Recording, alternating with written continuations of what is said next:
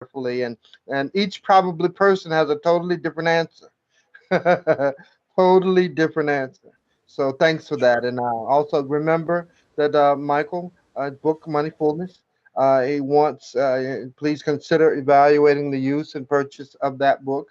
And we'll come back if you have questions or concerns. Don't hesitate to give us a call back for that. So, and what we're going to do is we're going to take a brief pause, and then we'll come back to bring our next special speaker and guest on, Nicole Gabbard, and she has important credit repair information. And we have some incredible speakers today. And I encourage you all to take your time and be as brief. This went a little longer, but we're really appreciative. So thanks so much. So we'll pause now for a 15-second break.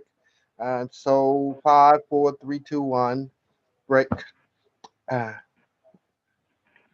now. Nicole, I'm trying to get your slides up. Hold on. Okay. I Can apologize all of you for this kind of scenario because we're trying to create a production model profile, and we've been encouraged to do that by a couple of sponsors. And so this allows us to put a real tight fix. And I guarantee to you that once it's produced and edited and developed in the right way, our problems are the producer's issue, and we're working on that. But your presentations, make sure they are sharp. And if you have questions or you want, and you're getting questions on the chat, we'll make sure we share those with you. And also in your meat and potatoes of your presentation, of course, stay close to the grain of what you want people to know about what you do and your service model. And if you have a specific service model, feel free to share that with you.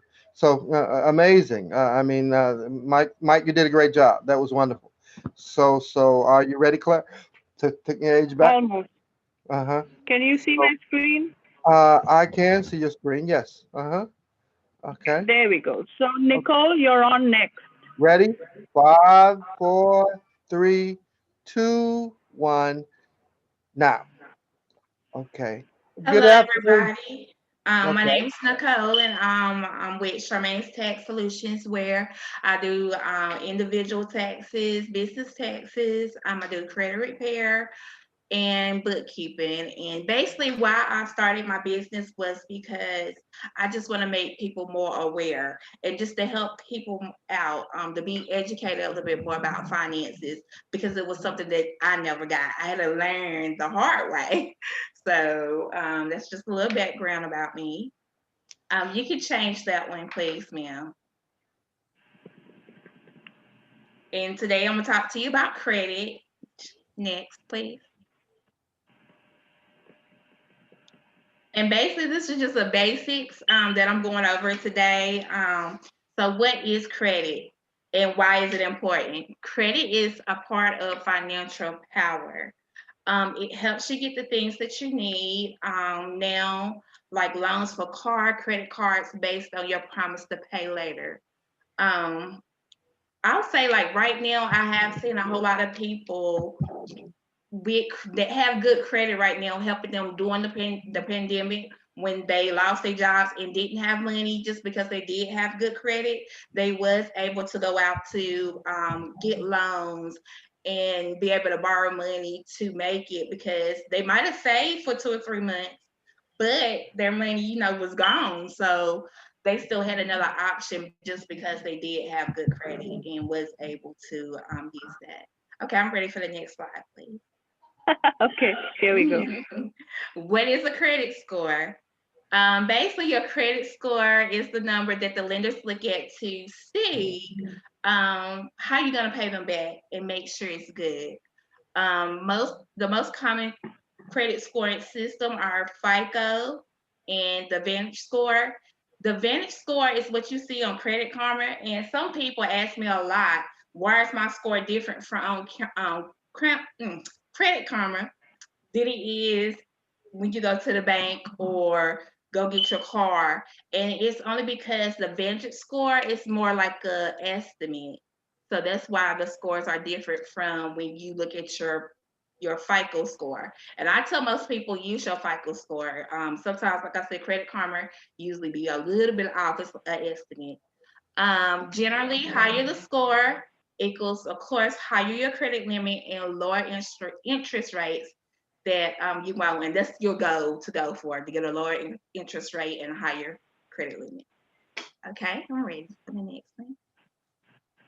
And this basically right here is just a breakdown of the FICO score.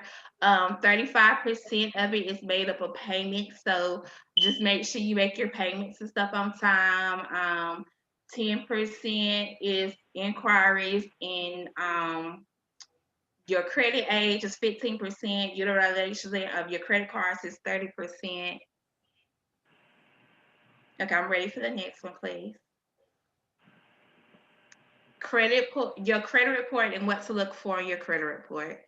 Um, I'll say for you to pull your credit report and take a look at it, because 70% of credit reports are wrong. Um, you can go to annualcredit.report.com to pull your credit report. You can get one free one per year. Right now, the credit bureaus are letting you get one free. I think monthly, it might be weekly, but monthly, I know for sure, just because of the pandemic. So you can go to each credit bureau and still pull your report right now for free, just because of the pandemic, and look over it. And what you want to look for, you want to make sure it's no accounts up there reported more than once. Make sure your name is correct, social security, because sometimes when the credit bureaus get the stuff, they sometimes just go off the last four of the social. Sometimes they don't put the stuff in with all of your whole social security number. And so just because somebody else might have the same last four social and maybe the same last name, it might end up on your credit report and it don't supposed to be there. Make sure your addresses are correct. Um, Basically with your address, just say if I stay with my sister and their address is up there, I can get that removed. Basically the addresses that you need up there is your address where you physically live at. Employer information, make sure of course your payment histories are correct. Um, Sometimes they just don't have it updated on your credit report, so you can get that taken care of too. Okay, I'm ready for the next one, please. There's just a few tips. Then a few, like just a little bit of information. With your student loans, make sure, and this is a major one, make sure if you got student loans, it's reporting on your credit report correctly. Because sometimes on the credit report, it'll look like just a regular loan and it don't have student loan up there. Sometimes if you're going to go buy a house, they'll look at student loans a little different than a regular loan. So you just want to make sure it is up there.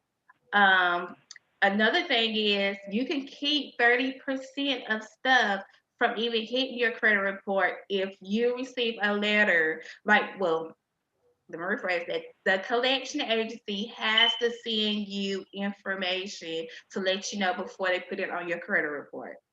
So when they send you that letter, all you gotta do is ask them to validate. You send them a letter and ask them to validate that, and if they don't have the information to validate it, they won't put it on your credit report. And that stops a whole lot of things. That'll stop it from going up there. Because most of the time when the collection agents get it from wherever the debt is coming from, the hospital, whoever, most of the time they just give them a spreadsheet with your name, your address, phone number, that information like that. So they don't have nothing to validate the debt. I know a whole lot of people sometimes get the mail, and I used to be one of them, and just put it to the side and don't respond, but respond, and that can keep stuff from even hitting your credit report. And then the next thing is when you use your credit cards. I know everybody say about 30%, keep it under 30% utilization, which that's fine, but I do see a big change in your score if you do about under 10%. And you can use your card as much as you like.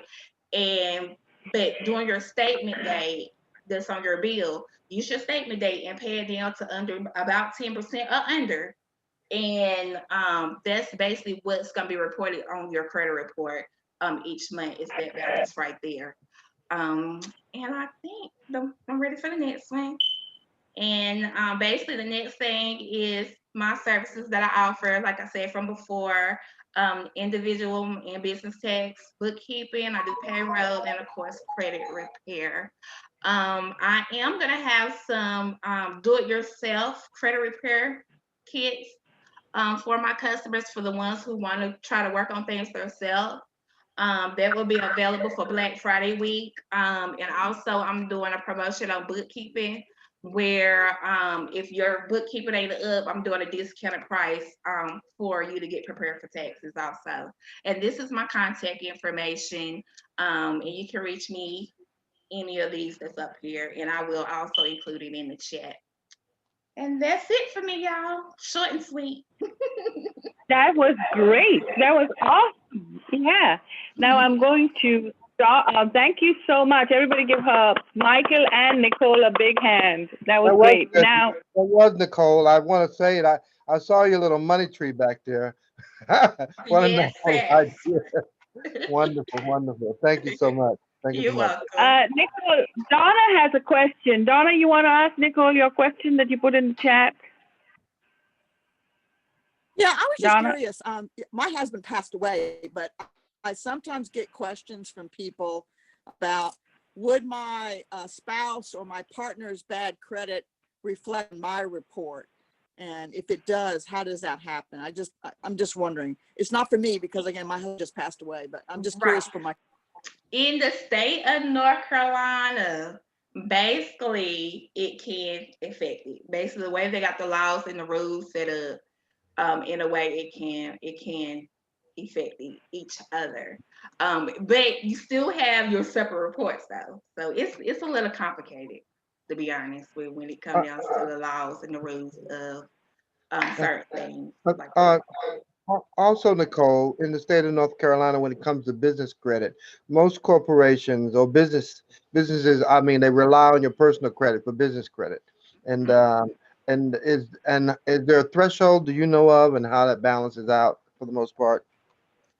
Well, most of the time they just want to see where you standing good in your personal credit before they let you get anything for the business first.